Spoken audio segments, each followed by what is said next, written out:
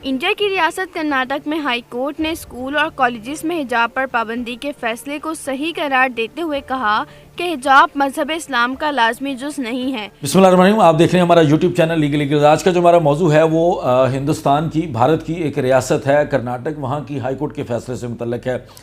कल 15 मार्च को जब पूरी दुनिया ने इस्लामोफोबिया के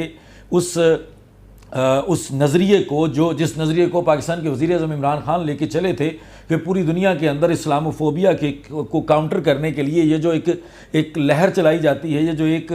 पूरी कैंपेन चलाई जाती है पूरी दुनिया में मुसलमानों के ख़िलाफ़, इस्लाम के ख़िलाफ़, इसको रोकने के लिए जो उन्होंने इक़दाम किए और उसके बाद पूरी दुनिया के अंदर एक रिकग्निशन, एक पहचान दे दी गई इस मामले को। और 15 मार्च को आलमी दिन के तौर पर इस्लामोफोबिया के मामले में 15 मार्च को एक आलमी दिन करार देते हुए जिस तरह पूरी दुनिया ने उसकी शनाख्त की, वहीं पर उसी दिन हिंदुस्तान, भारत की मोदी सरकार की एक रियासत के अंदर कर्नाटक हाई कोर्ट के 3 जजों ने एक ऐसा शर्मनाक फ़ैसला दिया जिसने ना सिर्फ उनके आइन को झंझोड़ के रख दिया बल्कि तमाम अक़लियतों को, बिलखसूस मुसलमानों को वहाँ पे मायूस किया। उसमें एक ऐसा फ़ैसला जारी किया गया जिसके अंदर मुसलमानों के लिए ये पाबंदी लगा दी गई, मुसलमान बच्चियों के लिए, मुसलमान ख़वातीन के लिए जो तालीमी इदारों के अंदर तालीम हासिल करने के लिए आती हैं, जो तालीम हासिल करने के लिए कॉलेजेस यूनिवर्सिटीज़ के अंदर पढ़ती हैं, उनके ऊपर एक ऐसी पाबंदी लगा दी जो उन्हीं का आइन, उसी भारत का आइन, उसी मोदी सरकार जिस आइन के तहत अपनी हुकूमत में बैठी है, उसी आइन के तहत जो उनको एक हक़ दिया जाता है कि वो अपनी मर्ज़ी से अपना लिबास मुंतखब करें, उसी बुनियादी हक़ को उन तमाम मुसलमान बच्चियों से छीन लिया जो तालीम हासिल करने के लिए तालीमी इदारों के अंदर जाती थीं। इस तमाम मामले का आगाज़ हुआ आज से 1 माह कबल फरवरी के अंदर, जब एक बहुत ही बहादुर बच्ची, मुसलमान बच्ची मुस्कान ने एक तालीमी इदारे के अंदर अल्लाह अकबर के नारे लगाए, स्कार्फ पहनकर, अपने सर को ढाँप कर, हिजाब करके, और उसके ख़िलाफ़ जो मोदी एजेंडा के ऊपर काम करने वाले इंतहा पसंद हिंदू हैं उन्होंने उसको निशाना बनाने की कोशिश की। लेकिन उस बहादुर बच्ची ने ना सिर्फ उस हिजाब को पहनकर वो उस तालीमी इदारे के अंदर आई बल्कि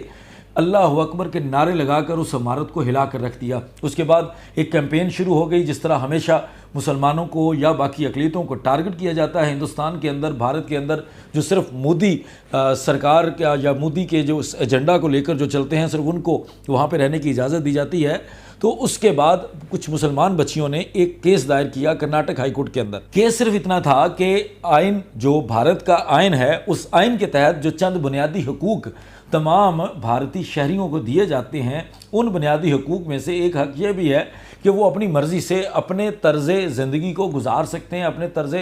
ज़िंदगी को अपनी मर्ज़ी से प्लान कर सकते हैं, जिस तरह से भी वो ज़िंदगी गुजारना चाहें, जिस तरह का वो लिबास पहनना चाहें वो लिबास वो पहन सकते हैं। और उसमें बिलखुसूस जिस तरह इस्लाम जो है वो बच्चियों के लिए, औरतों के लिए सर ढांपने का दर्स देता है, उसी के तहत उन बच्चियों ने ये इस्तदा की कर्नाटक हाई कोर्ट से, उस अदालत को आइनी अदालत मानते हुए कि जनाब हमें इजाज़त दी जाए कि जिस तरह से हर बंदा अपना लिबास अपनी मर्ज़ी से मुंतखब कर सकता है, हम चूँकि मुसलमान हैं, हम औरतों को, हम बच्चियों को अपने लिबास को अपनी मर्ज़ी से प्लान करने दीजिए और अपने सर को ढांपने की इजाज़त दे दीजिए जिस तरह इस्लाम हमें हुक्म देता है। लेकिन कर्नाटक हाई कोर्ट ने एक शर्मनाक फ़ैसला दिया। 129 सफ़ात के ऊपर मुश्तमिल ये फ़ैसला पूरी दुनिया के अंदर भारत के ख़िलाफ़ जो है वो एक तहरीक बन के उभरा है, जिसमें सिर्फ मोदी एजेंडा ही बार बार नज़र आ रहा है। उसमें बड़ा वाज़े तौर पर उन्होंने इस्लाम की तशरीह को बिल्कुल अपने अंदाज से, अपने तरीके से बदल दिया और ये कह दिया कि इस्लाम के अंदर औरत का सर ढांपना ज़रूरी ही नहीं, चूँकि इस्लाम का ये जुज़्व नहीं है इसलिए हम इसकी इजाज़त नहीं देंगे। उसके अलावा जहाँ एक तरफ मज़हब हो, जहाँ एक तरफ अकायद हो और दूसरी तरफ किसी स्कूल की तरफ से कोई पाबंदी लगाई गई हो, किसी तलीमी अदारे की तरफ से कोई पाबंदी लगाई गई हो, तो तलीमी अदारे की पाबंदी जो है वो उसको मुकद्दम समझा जाएगा इस कर्नाटक हाई कोर्ट के फ़ैसले के मुताबिक। और इतना शर्मनाक किस्म का फ़ैसला इन लोगों ने दिया। आइनी अदालत होते हुए इन्होंने उसी आइन को, जिस आइन के तहत ये अदालतें इनकी बनी हैं, उसी आइन के परखचे उड़ा दिए, उसी आइन को इन्होंने रोंद के रख दिया जो आइन वहाँ के शहरियों को ये हकूक़ देता था। ये सारा एक प्लान था कि जिस तरह एक तरफ मुसलमानों के लिए दुनिया के अंदर एक रिकग्निशन दी जा रही है, मुसलमानों के लिए एक आलमी दिन मनाने का फ़ैसला किया जा रहा है, उसी दिन जो है वो मोदी सरकार ने यह फैसला किया कि हम भारत के अंदर रहने वाले मुसलमानों को दबा देंगे और उन मुसलमानों के ऊपर जो है वो जुल्म व सितम का एक नए दौर का आगाज़ करेंगे। लेकिन फौरी तौर पर पूरे हिंदुस्तान के मुसलमानों ने, बल्कि ना सिर्फ मुसलमानों ने बल्कि दूसरी अक़लियतों ने भी ये फ़ैसला कर लिया कि भारत के अंदर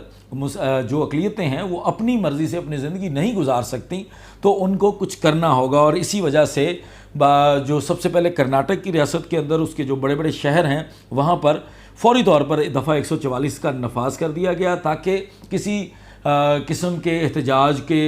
मामले में उनको रोका जा सके, मुसलमानों को दबाया जा सके। जहाँ ये मामला पूरी दुनिया के अंदर जो है, पूरी दुनिया के अखबारात ने, पूरी दुनिया के मीडिया ने, बल्कि पाकिस्तान के मीडिया ने, तमाम मीडिया ने जिस तरह इसको कवरेज दी, वहाँ हमारे पाकिस्तान के अंदर चूँकि यहाँ कुर्सी लेने देने के मामलात चल रहे हैं, अभी तक किसी मजहबी जमात की तरफ से कोई इस फैसले के आने के बाद उन बच्चियों ने, जिन बच्चियों ने इस कर्नाटक हाई कोर्ट को अप्रोच किया था इस तमाम मामले के लिए, उन्होंने फौरी तौर पर सुप्रीम कोर्ट के अंदर अपील दायर करने का इंदिया दे दिया। अब देखते हैं कि भारत की जो सुप्रीम कोर्ट है वो भी मोदी एजेंडा के ऊपर काम करती है या वो वाकई ही वहाँ की आइनी अदालत होगी और वहाँ के आइन के हिसाब से या जो